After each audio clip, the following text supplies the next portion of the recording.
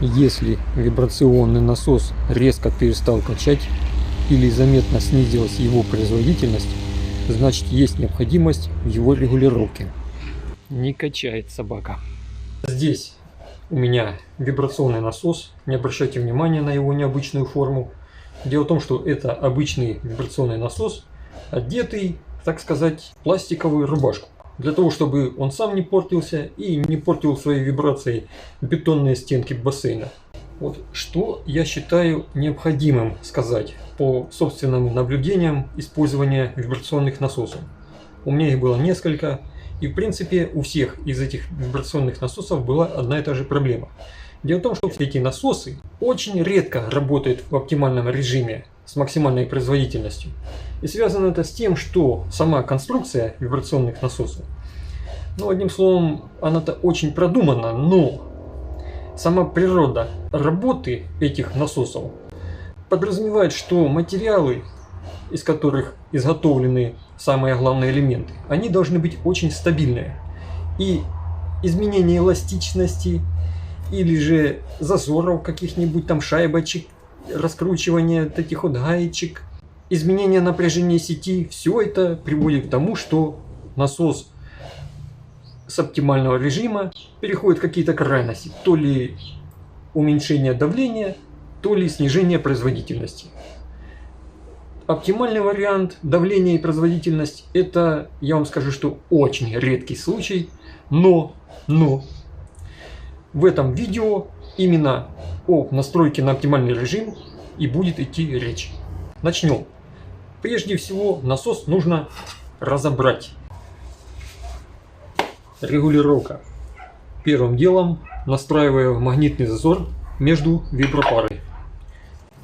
И сейчас буду проверять, развивает ли поршень максимальную амплитуду при включении на сухую. С этой целью собираем вибропару на пару болтов и пробуем. Максимальная амплитуда поршня сопровождается ударами поршня о статор, что вызывает рычащий звук. Перед подключением вибропары в сеть ложу ее на тряпку, рукой берусь аккуратно за поршень и включаю напряжение. Как видим, амплитуда максимальная. Затем проверяем, можно ли увеличить амплитуду поршня путем изъятия регулировочных шайб по одной.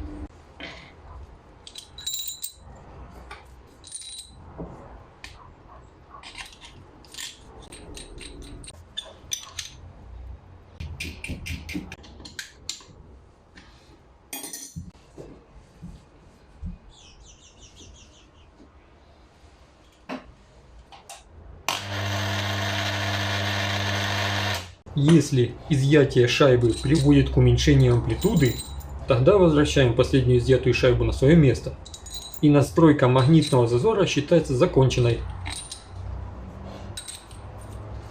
Магнитный зазор настроен оптимально, а следующая — настройка зазора поршня. Для этого собираем все оставшиеся детали на свое место.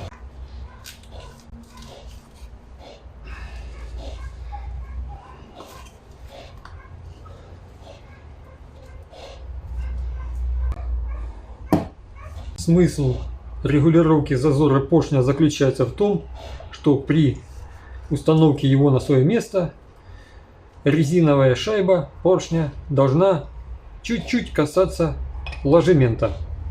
Ну, в данном случае не касается. Необходимо добавлять шайбы. Поставлю сразу две шайбы, чтобы было видно наверняка, много или мало.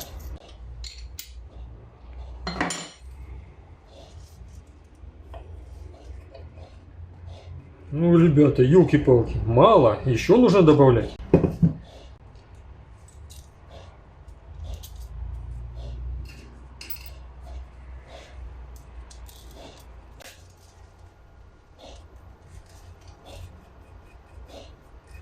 Мало, еще нужно.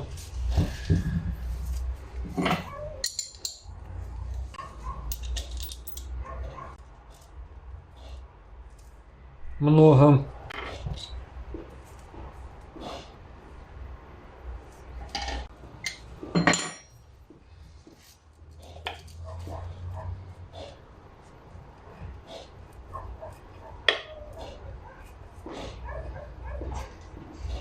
Да, это оно. Сейчас правильно. А теперь последний раз разбираю поршень, нахожу шайбу толщиной 1 мм, изымаю ее и собираю уже окончательно. Остается законтрагать резьбу и собирать. Сейчас будет первое испытание после ремонта, так что будет интересно.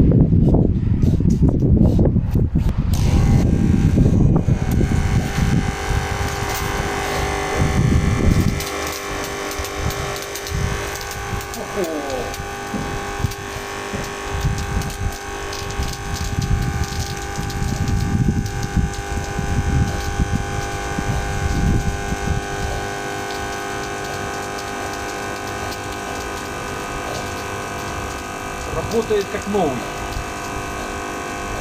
На такое расстояние снова насос не пускал слюни. Сейчас проверка производительности, за который час наберется 10 литров воды.